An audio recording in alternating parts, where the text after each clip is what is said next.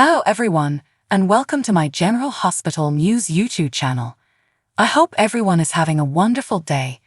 Before we begin, please hit the subscribers button and give this video a thumbs up. I talked about how it seemed like they were preparing a Who Shot Ava plot in last week's piece.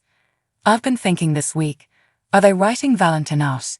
Since I really hope not, but they're painting him into a corner really quickly.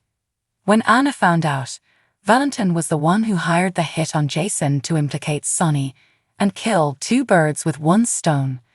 To begin with, he planned to implicate Sonny by pointing out that the hitman had previously worked for him. Which hitman, having previously worked for Sonny, would accept the task of eliminating Jason? That is simply self-destruction. That being said, Anna is now trying to leverage Valentin's love for her to gain the information she needs to expose him and bring him down, so it's turning into a spy versus spy game. I argued last week that they really needed to finish up this pikeman tale quickly, but as Jason stated, it looks like we are in for a long haul.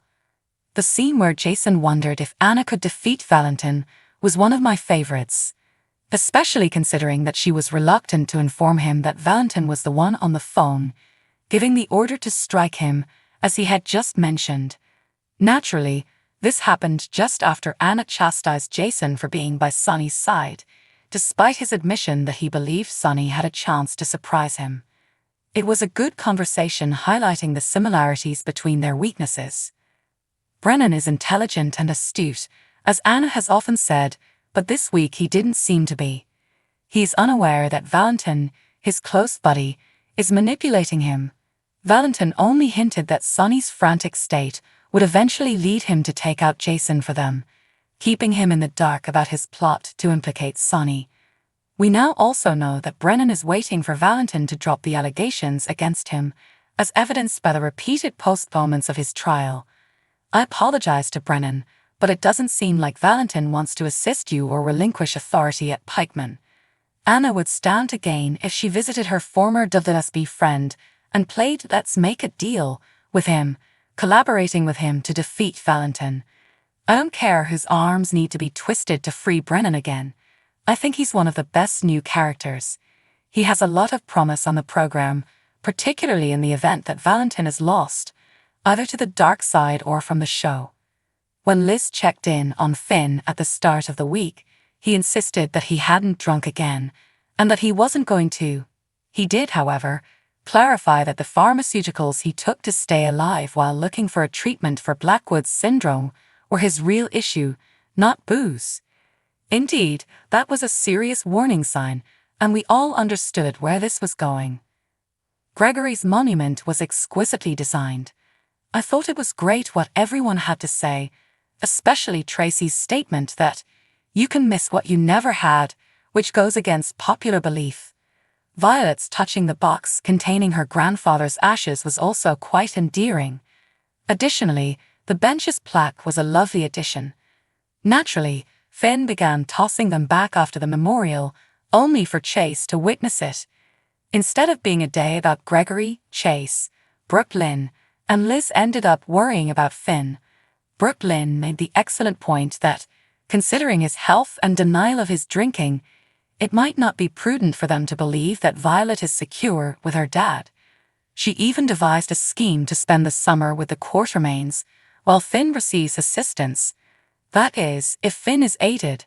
If Finn keeps drinking, I could see this developing into a contentious custody dispute. Oh, and it was hilarious when Chase responded that she thought they should abduct a child, which is illegal, to her initial proposal to take the little child on their honeymoon to Italy. Jake was suspicious of the pub since it seemed to let people in without verifying their IDs, whether they were real or phony. This is despite the fact that just a few weeks prior, Jake was upset with Danny for smoking, and now he is secretly drinking in bars with buddies. In an effort to keep his mother safe, he called his father for support after telling her what he had saw Finn doing with the odd blonde. So this is how Jake lets go of his resentment at Jason, right? As a result of Jason standing up for his mother. That was unexpected.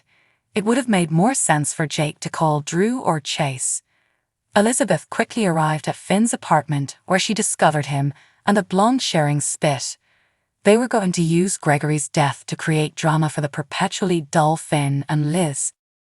As I have been saying for the previous 2 weeks, my issue is that I have never had a connection with Finn and Liz unless their children are in scenes with them.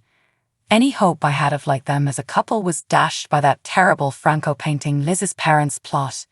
And sure, I understand that I don't have to enjoy every pair on a soap opera, but the issue here is that they don't really feel like a couple. Therefore, painting Finn as an inebriated liar won't make me want them to win this. In fact, I hope Liz gets rid of him. And how long before Liz wants to steal Violet from Finn and comes up with the same plan as Chase and Brooklyn? But the wisest course of action would be to restoreagden. If you didn't already despise Ollie/Blaze's mother, Natalia, you most likely do now. The main issue with this character is that she was unlikable from the start, and it will take a miracle for me to start liking her. This week, she subjected us to 3 episodes of her hate, and that was 3 too many.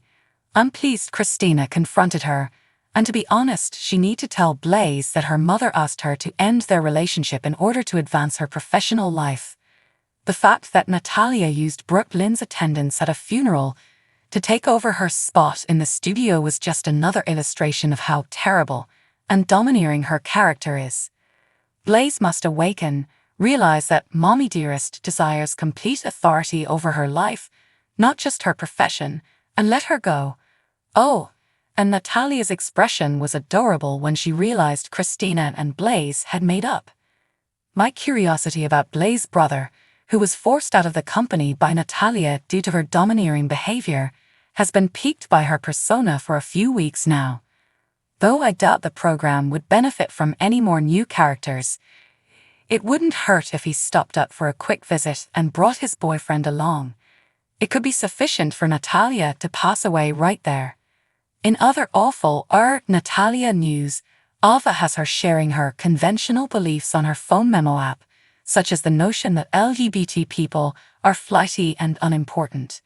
Kudos to Ava for opposing Natalia and standing up for Christina at those moments. I don't find myself praising Ava as much as I once did because of the recent changes to her writing. Seeing how she turns Natalia's own words against her excites me. I'm ready for some more cheerful and optimistic storylines because of Gregory's demise, Finn's inebriation, nasty Natalia, and pretty much anything concerning Sunny these days. Let's have some entertaining narratives for a change, writers. It's summertime. There should be some sun-loving fun when the Metro Court pool opens. Trina met Gio, and subsequently told Joss that she briefly thought she was seeing Spencer after he emerged from the water, indicating that Gio was certainly brought on to be her new love interest. When she told him on Friday's show that he reminded her of a deceased person she was close to, it was brought home once more. All right, was any of this conversation necessary? It now seems as though this has ruined any chance of a relationship between them. Is the fact that Gio reminds Trina of Spencer enough for her to fall in love with him? Thank you, but no. Why couldn't they have just stated that Trina slowly starts to understand she has a thing for Gio and is letting go of Spencer while spending the summer at the pool? Thanks to the most recent spoilers, Sasha and Cody will return the following week.